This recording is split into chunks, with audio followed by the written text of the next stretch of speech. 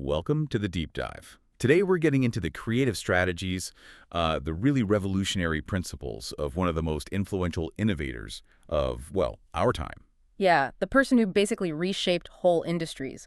Music, phones, computing. Exactly. We're going deep into how breakthrough success, that kind of sustained innovation, actually works organizationally. That's the goal. And for you listening, our mission isn't just to list achievements, it's to pull out the 7 core lessons that really drove things. Yeah. And crucially, these aren't your standard business school rules, not at all. They show how real innovation, the big leaps, come from something deeper. Inspiration, conviction, often flying in the face of conventional wisdom. And it seems like the whole framework starts somewhere really personal, something most business books, they just ignore. Kicks off with Principle 1. Principle 1, do what you love. And look, this sounds simple, maybe even cliche, but it's presented as absolutely fundamental. It's the bedrock for surviving the failures that always come with trying something truly new. The idea is follow your heart, your intuition. That's the only way to find what you're truly meant to do, because that passion, it's the fuel, the emotional energy you need to keep going. And there's that amazing story about him dropping out of college, Reed College, back in '72. His parents sacrificed so much, and he leaves formal education. But then he starts auditing classes. Yeah. Just sits in on things he found, I think the word used was captivating. Exactly. And one class that really grabbed him was calligraphy. Now think about that. You want to be a tech giant, and you're studying fancy lettering. Seems like a total detour. A waste of time, maybe. You'd think so. But years later, that seemingly random interest directly shaped the Macintosh. It's why it had those beautiful fonts, the proportional typography. It looked different from everything else out there, all blocky and functional. Ah, so the connection wasn't obvious at the time. Not at all. It shows that following genuine curiosity, even if there's no clear payoff right now, can give you the raw material for breakthrough ideas down the road. It's banking experiences. Okay, so passion is the fuel. And Principle 2 gives you the direction. Put a dent in the universe. Right. This is about ambition, not just making a slightly better widget or a Me Too product. It's about having a vision that's genuinely transformative. We saw that really early with the Apple II, didn't we? It wasn't just about selling a computer. It was about democratizing technology. Right. Putting power in the hands of, well, everyone. That distinction is absolutely critical. It's the difference between leaders and followers, really. You know, a mission statement often just describes what you make today. Okay. But a real vision is about how you're going to make the world better. It's aspirational. And that's what gets a team through the tough times, keeps them unified. And the source material gives us this fascinating counterexample. Xerox, PRAC. They had the tech, graphical interface, the mouse. Amazing stuff. So why did they change the world with it? Yeah, it's a classic story. They had the invention, but not the encompassing vision for it. Xerox saw it through their existing lens, right? Yeah, that's right. Copiers, mostly. So they saw this graphical interface as maybe part of a paperless office machine. Very limited. They couldn't imagine it as a tool for personal creativity, for communication, for everyone. But the innovator we're discussing did see that potential. He saw what Xerox missed, and crucially, he dared to act on that bigger vision. It shows that vision without bold action, without aiming really high, doesn't get you very far. That's a sharp point. Vision needs action. So if you need that big vision, where does the inspiration come from? How do you generate it? That seems to lead us to Principle 3, kickstart your brain. Because, as he famously said, creativity is just connecting things. Connecting things. Yeah, the idea is that creativity isn't some mystical gift. It's about your brain making links between seemingly unrelated ideas, experiences, or problems, and the raw material for those connections. It's diverse life experiences. Okay, so it's not just about being smart in one area. Not at all. It's about breadth. The example of the Apple II case design is perfect here. They needed something friendly, approachable, not intimidating. Right, computers back then looked like lab equipment. Exactly. So where did they look for inspiration? Not other computers. They looked at kitchen appliances, Cuisinarts, things like that. Smooth plastic, rounded edges, designed for regular people. That's a connection most engineers probably wouldn't make. Probably not. And this is why research backs this up. Innovators are really good at associating, linking different fields, different problems. He deliberately surrounded himself with different kinds of thinkers, didn't he? Yeah. Musicians, artists, poets, historians, not just engineers. Widen the pool of potential connections. Precisely. The more varied the inputs, the more novel connections your brain can make. And this is where that famous quote comes in. Good artists copy, great artists steal. Okay, let's unpack that one.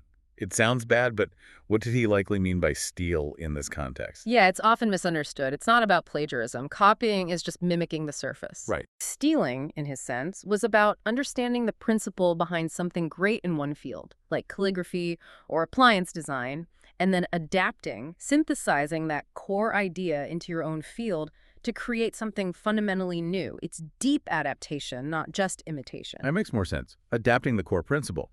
And that leads nicely into principle 4.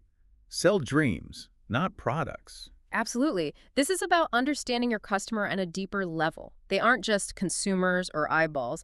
They're people with hopes, aspirations. They dream of a better life. You connect with that dream, not just their need for a gadget. Exactly. Think about the Think Different campaign when he returned to the company. It was struggling. That campaign didn't show computers at all, did it? No, it showed icons. Yeah. Einstein, Martin Luther King Jr., Gandhi, rebels and visionaries. Right. It was about aligning the brand with the spirit of changing the world. It restored that emotional connection. You weren't just buying a beige box. You were joining a movement, sort of. Okay, but this connects to something pretty controversial. Avoiding traditional market research. No focus groups. Isn't that incredibly risky? Just trusting your own gut. It seems risky, even arrogant from the outside. But the thinking wasn't really arrogance. It was a belief that truly revolutionary products, things people have never imagined, they can't be discovered by asking people what they want now. Because people frame their answers based on what they already know. Exactly. Customers are great at telling you they want a slightly faster horse or, a CD player that holds more songs. They can't tell you they need an iPod or an iPad because those things don't exist in their frame of reference yet. So the team essentially became the focus group, designing the product they desperately wanted. Pretty much. They trusted their own taste and intuition, believing that if they built something they loved, other people who shared their values and aspirations would love it too. It's conviction over consensus. That takes discipline, though. Which brings us to principle 5. Say no to 1,000 things. Embrace simplicity. Yeah, and the story here is just dramatic.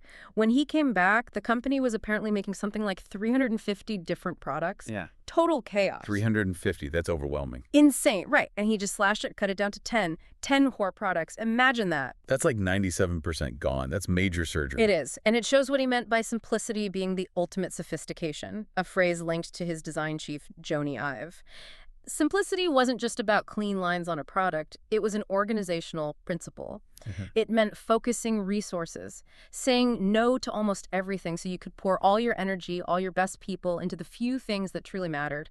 It eliminates the noise, the distractions. But saying no that often, that requires serious courage. Telling engineers their project is dead, abandoning markets. Absolutely. Huge courage. But that ruthless focus, concentrating on just 4 main product areas, stabilized everything. It forced clarity. Everyone knew exactly what the mission was. And that focus on simplicity, on the essential, it extended beyond products, didn't it? Into the customer experience itself. Principle 6. Create insanely great experiences. Right. This is where the retail stores come in, launched back in 2001. They were a complete rethink of what retail should be. How were they so different? The goal shifted entirely. It wasn't about moving boxes. It was about enriching lives. Think about the Genius Bar free expert face-to-face tech support. That was revolutionary. And no salespeople working on commission, right? Exactly. They hired people who were passionate and knowledgeable, not just focused on the hard sell. The whole atmosphere was different, hands-on. You could play with everything. So it wasn't just buying something, it was experiencing the whole ecosystem. Precisely. It seamlessly connected the beautiful hardware with software, support, learning, all in one place. And the results, they hit $1 billion in sales within, 5 years? Wow. It proved that investing in that customer connection, that memorable experience, wasn't just nice to have. It was incredibly smart business, built real loyalty. Okay, so great products, great experiences, but you still have to communicate it. Which leads to the final one, principle 7. Master the message. Yeah, even the best innovation can fail if you can't tell its story compellingly. And he was a master storyteller, a showman, really. The product launches were legendary. They were. Think about the iPad launch. The description was so simple yet powerful, the most advanced technology in a magical and revolutionary device at an unbelievable price. Every word counts. Magical, revolutionary. It creates desire. It wasn't just about specs. It was about the feeling, the potential. Exactly. And he was also strategic about the bigger narrative, positioning the company, especially early on, as the underdog, the David fighting the Goliath of IBM. That creates an emotional connection for the customer, right? Makes them feel part of something bigger. Definitely. It makes them part of the story, part of the rebellion. The core lesson here is vital. So many great ideas die because the innovator couldn't articulate the vision, couldn't sell the story with passion and clarity. So looking back at all 7, from do what you love, right through to master the message, there's a clear thread, isn't there? It seems to be about conviction. Passionate, sometimes unconventional conviction. That's a great summary. And it always requires courage, personal courage. Which leads us to maybe the unspoken principle, the one that underpins everything. I think so. It's derived from the source material, kind of the ultimate filter. Don't let the noise of others' opinions drown out your own inner voice. His path was not smooth. Constant pushback, internal fights, critics saying he was crazy or reckless. You have to be willing to stand alone sometimes. You absolutely do. You have to defend that unique vision relentlessly, even when almost everyone around you thinks you're wrong. Trust that inner voice. It's about seeing the genius in your own craziness, maybe? Knowing that big breakthroughs often look like failures right up until they succeed. Well put. And maybe the best way to keep checking in with that inner voice is the question he reportedly asks himself every day. It's powerful and something we can all maybe think about applying. Okay, what was it? If today were the last day of my life, would I want to do what I'm about to do today? Wow. That really makes you stop and think. Yeah. Powerful question to end on.